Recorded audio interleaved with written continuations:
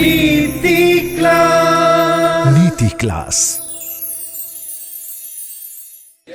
या हम सभी अपने जीवन में सुख और गुणों की अभिवृद्धि के लिए नीति के विषयों का श्रवण कर रहे हैं। नीतिकार कहते हैं कि कोई भी काम अगर आप प्रारंभ करते हैं तो उसको पूर्ण करके ही छोड़ना चाहिए। कार्य प्रारंभ करके आधे में छोड़ देना ये ज्ञानी नहीं अज्ञानियों का फेस है। अक्सर ये देखा जाता है कि रिश्ते तो बहुत से बनाते हैं लोग, लेकिन उन रिश्तों को बनाने के बाद निभाते कितना है बात वो है। रिश्ते बनाना उतना ज़रूरी नहीं है जितना ज़रूरी है कि रिश्ते निभाना। आप लोग कहीं ट्रैवलिंग करते हो तो किसी न किसी से कोई ना कोई संबंध बन जाता है। ट्रेन में बैठे हो तो बात करी तो एक संबंध बन गया। कितने दिन तक चलाया? स्कूल में दोस्त मिले, कितने दिन तक वो संबंध चलाया? कॉलेज पढ़ने गए, वो जो मित्र वहाँ बने, व्यापार किया, व्यापारी से एक संबंध बना, कितने दिन तक चलाया? आज की नीति भले ही व्यवहारिक है, लेकिन व्यवहारिक होने के साथ साथ वो आपके लिए नैतिकता जरूर सिखाएगी। संबंध एक जो स्थूल लौकिक संबंध होते हैं आपके दोस्त यार व्यापार के, एक संबंध ऐसे होते हैं जो माता पिता और गुरु से संबंधित होता है, जो व्यवहार से अध्यात्म की ओर भी ले जाता है। तो रिश्ते बनाना, उसके साथ साथ रिश्ते निभाना, दोनों बातें सीखना। कई बार ऐसा होता है कि परिस्थितियां कुछ ऐसी उपस्थित होती है, व्यक्ति की मनस्थिति विकृत हो जाती है, और विकृत होने के बाद उसको संबंधों की जो पवित्रता रहती है उसका ज्ञान नहीं रहता। बहुत छोटी बात करता हूँ कि स्कूल में टीचर ने आपको पढ़ाया था, स्कूल पास आउट होने के बाद आप कितनी बार उसके पास गए थे? ये नहीं बोल सकते आपकी पैसा लेकर के पढ़ाया है। आप ये नहीं कह सकते उन्होंने पैसा लेकर के पढ़ाया है। पढ़ाया तो है, उपकारी का उपकार नहीं भूल सकते। बात समझना। आप स्कूल पास आउट होने के बाद कितनी बार गए? कोई ना कोई एक तो फेवरेट टीचर रहा होगा उस समय। नहीं गए, आप भूल गए, वो भी भूल गई, वो टीचर भी आपको भूल गए। फिर और आगे बढ़ते हैं अपन। संसार जो आपको दिख रहा है, जिन आंखों से देख रहे हो, उन माता पिता को आपने कितना याद किया, उनकी कितनी सेवा करी, उनके प्रति क्या समर्पण भाव लाए? संबंध तो बना लिए, काम निकलने के बाद आपने कितना पूछा है? शादी हो गई, शादी होने के बाद आपने अपने माता पिता की कितनी सेवा की है? सोचना। आपने अगर माता पिता की सेवा नहीं करी तो किसकी करी है? सर्वथा आप ये नहीं कह सकते कि हमारे घर में प्रॉब्लम है। प्रॉब्लम्स में रहें, लेकिन आपके कर्तव्य में रहें। कितनी लाख प्रॉब्लम्स हो, खाना खाना तो भूलते नहीं हो, इंद्रिय सुख तो भूलते नहीं हो, तो ये कैसे भूल गए? एक संबंध वो है। एक संबंध और है जो आपको लौकिक से पारलौकिकता की ओर ले जाता है, उसका नाम है गुरु प्रभु। उनसे भी संबंध बनाए हैं। अब आप बताओ कि उनसे संबंध बनाने के बाद आपने उनके उस संबंध को कितना निभाया है? जब तुमको जरूरत थी तो गुरु तुम्हारे साथ थे, जब उनको जरूरत थी तब तुम उनको भूल गए।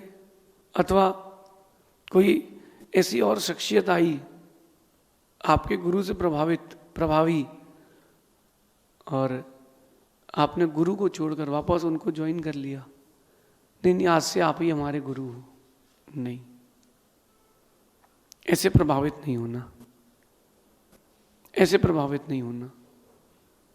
जिसने दीक्षा दी हो, शिक्षा दी हो, ऐसे गुरु को भी भूल मत जाना। मैंने बहुत सारे साधुओं को देखा है, मुख्यमंत्री जैसे ही आता है, प्रधानमंत्री जैसे ही उनके पास आता है, तो जो शताब्दी के सबसे बड़े आचार्य रहते हैं, हाँ वो मेरे गुरु हैं, उसको थोड़ा ना पता है। अच्छा अच्छा, आप उनके ही शिष्य हो, अपने आप को कन्वर्ट कर लिया। नहीं, रिश्ते बनाना सीखें, रिश्ते निभाना भी सीखें। रिश्ते बनाना सीखें और रिश्ते निभाना भी सीखें। अगर आपने बना के छोड़ दिए हैं तो आप यही मानना कि तुमने एक बीज पेड़ में डाल के छोड़ा था, ध्यान नहीं दिया, सूख गया है। तो तुमने खाद दिया ना पानी दिया। ऐसे ही रिश्ते हैं, बनाओ, उतने ही बनाओ जितने निभा पाओ, ज़्यादा बनाने की कोई ज़रूरत नहीं है। और बनाना वही रिश्ते जो तुमको तुमसे दूर ना कर दे, जो तुमको तुम्हारों से दूर ना कर दे। रिश्ते बनाने का मना नहीं है, तो दुनिया है, संबंधों का स्थापन तो होता ही है, लेकिन देख के, सोच के, समझ के, कहीं ऐसा ना हो जाए कि जग हंसी हो जाए कि यार इससे कोई मतलब नहीं, तो काम निकाल के छोड़ देता है। आपको बहुत लोगों को ऐसे, बहुत सारे लोग मिले होंगे कि रात गई और बात गई, काम हुआ और वो भूला। और यहाँ तक कि बड़े बड़े लोगों को मैंने देखा है कि काम हुआ और वो भूल गए।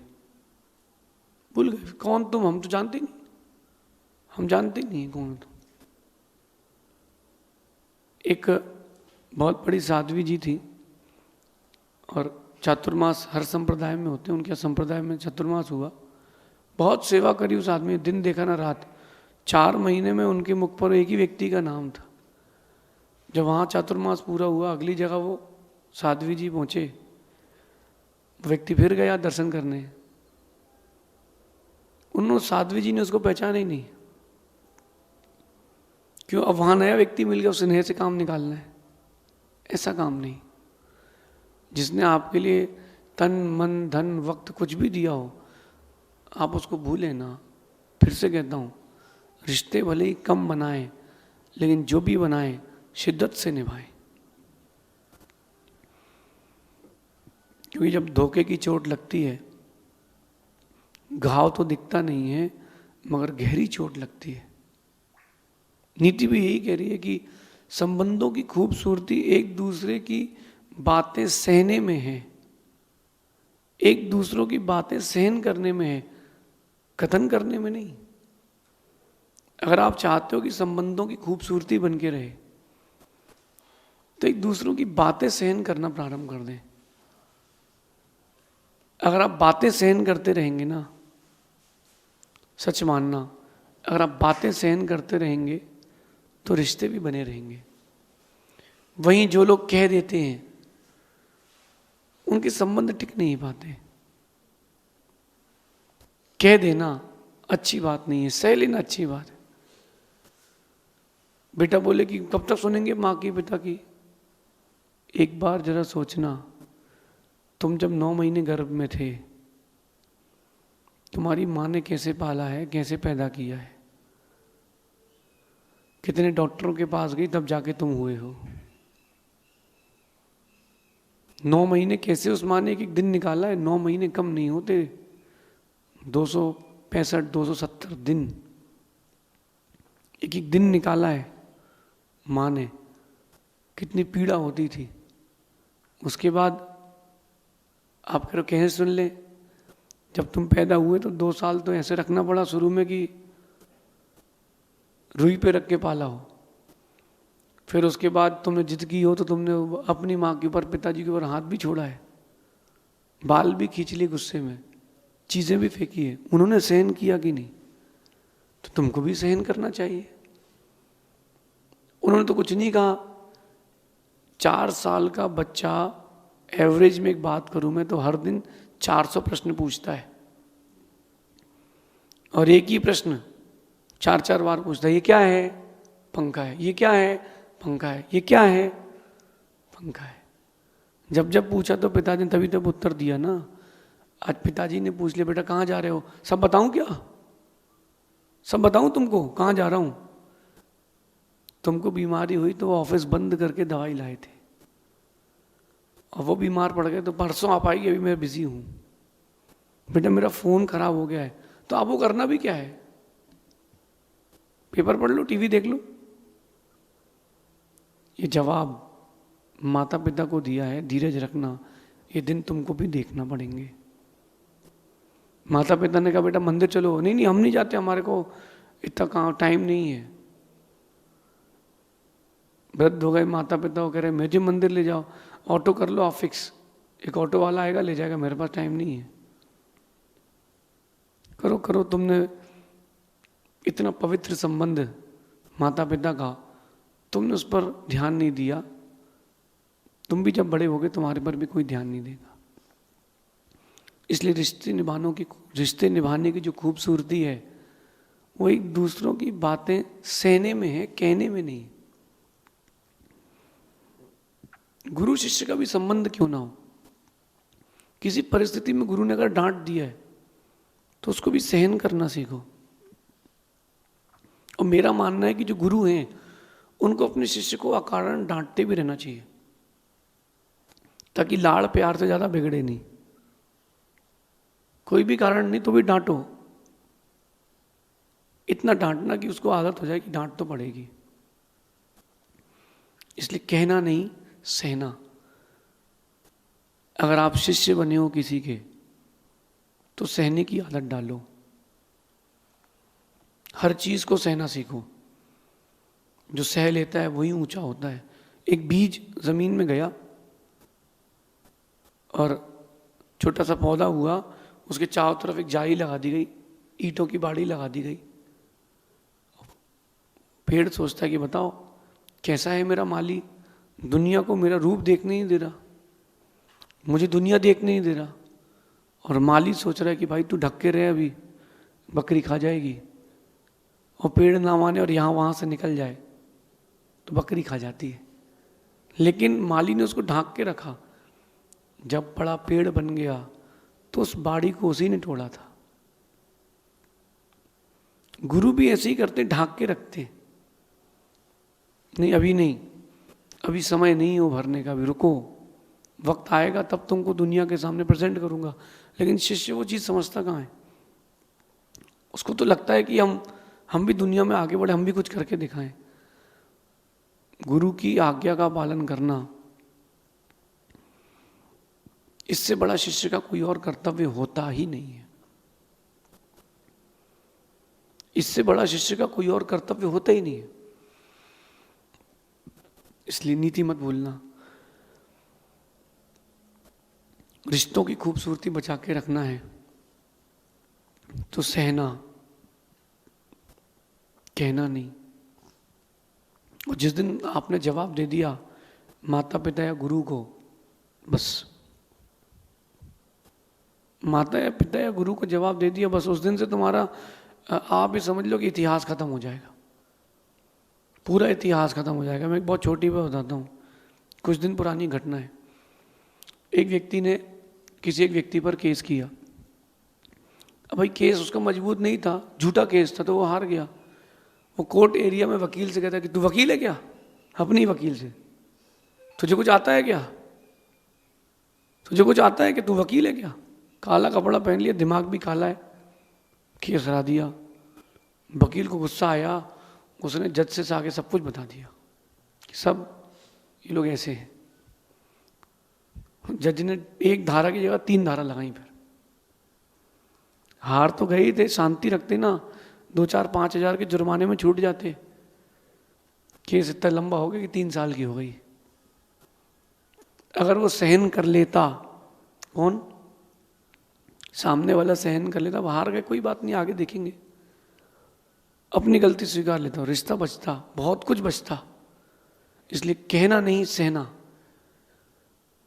भाई बहन का एक बहुत पवित्र रिश्ता है, मित्र का एक बहुत पवित्र रिश्ता है। इन सबसे ऊपर उठ के आध्यात्मिक एक गुरु शिष्य का रिश्ता है। एक संबंध वो है परमात्मा और उनके भक्त का, जो दिखता नहीं है, बहुत गहरा है। ये सारे रिश्ते निभाना सीखे, ये तो बनाए ना, बनाया है तो निभाएं। ये मेरा व्यक्तिगत अनुभव है। जिन्होंने रिश्ते बनाए हैं लेकिन निभाए नहीं हैं, प्रकृति भी उनके साथ वैसा ही करती है, जिंदगी देती है लेकिन सुख नहीं देती, और अगर सुख देती है तो जिंदगी छीन लेती है। ये नियम है। इसलिए रिश्ते निभाना सीखे। अक्सर ये होता है कि हम अपने जैसा आदमी खोजते हैं रिश्ता निभाने के लिए। आप अगर किसी के शिष्य बने हो तो हमारे नेचर का होना चाहिए, दोस्त बने तो हमारे नेचर का होना चाहिए। जैसा मैं चाहूँ वैसा चलना चाहिए, जैसा मैं कहूँ वो वैसा सुन ले। ये एक नेचर बन चुका है दुनिया का कि वो अपने जैसा आदमी खोजता है। अपने जैसा आदमी, अरे अपने जैसा आदमी मत खोजो। अपने जैसा आदमी ढूंढोगे तो अकेले रह जाओगे। अपने जैसा आदमी मत खोजो। आप नेचर को मैचअप मत करो, आप नेचर को वैसा मोल्ड करो। जिन जिन लोगों की शादी हो गई वो मेरी बात ध्यान से सुनना। आज एक लड़की अपना घर तुम्हारे लिए छोड़ के आई है, आपके लिए तो छोड़ के आई ना घर, वो तुम्हारे लिए घर छोड़ करके आई है। सब कुछ, पूरी जिंदगी बदल दी उसने। जिन माता पिता ने जन्म दिया उनको छोड़ के, अब आपसे पूछता हूं अगर ये सिस्टम रिवर्स होता कि लड़के को शादी करके लड़की के यहाँ जाना पड़ता, लॉन्ग लाइफ, जाते क्या? अपने माता पिता, अपने सारे रिश्तेदारों को भूल जाओ, साल में एक बार मिलेंगे 10 दिन के लिए, जाते क्या? नहीं जाते। वो छोड़ के तुम्हारे लिए आई है ना, तो निभाना सीखो ना। अपने हिसाब से उसको एडजस्ट मत करो, आप भी उसको एडजस्ट करो। मैंने कुछ दिन पहले एक बात कही थी कि अगर लाइक किया है तो एडजस्ट भी करो, और जो लाइक करेगा वो एडजस्ट भी करेगा, क्योंकि नेचर सबका एक सा है ही नहीं। जब प्रकृति में आप घास देख लो, फूल देख लो, फल देख लो, एक ही जमीन में होने वाले नाना प्रकार के वृक्षों को देख लो, सबका अलग अलग स्वाद, अलग अलग रंग होता है। तो हर व्यक्ति का अलग अलग रंग होता है, क्यों ना अपन उस रंग को ना मैच करनी चाहिए, उसमें मैच हो जाए। अपने जैसा आदमी ढूंढोगे तो अकेले रह जाओगे। सबका अपना अपना स्वभाव है, झुककर चलेंगे तो ये रिश्ते निभा पाएंगे। रिश्ते निभाने की सिर्फ एक ही कला है, उसका नाम है झुक कर के चलिए। जो अकड़ के चलता है सिर फूटता है उसका। अकड़ के ना चले, रिश्ते निभाना हो तो झुक कर के चले, मिल कर के चले, विनम्र होकर के चले। गलती ना भी हो तो गलती स्वीकार लेना, अगर रिश्ते निभा के चलना हो तो। जीवन में सुख, शांति, सुकून का यही मंत्र है। रिश्ते बनाए हैं तो निभाएं, और निभाने के लिए झुककर चलते जाएं। जितना झुककर चलोगे उतना संबंध अच्छा बनेगा। मैंने रामायण में राम का विवाह भी देखा था। वो आज के जैसा नहीं था कि सीता को उसके भैया ने उठा लिया और राम को उसके भाइयों ने उठा लिया। जब सीता वरमाला लेके आई तो राम ने सर नीचे कर लिया। ये राम की मर्यादा और आदर्शता थी। इसी आदर्शता को आप भी लाएं, झुककर चलें, संबंध बनाकर चलें, तो जीवन में आपके कुछ एक नया दिन आएगा। शेष आगे देखेंगे। भगवान महावीर स्वामी की नीति क्लास। नीति क्लास।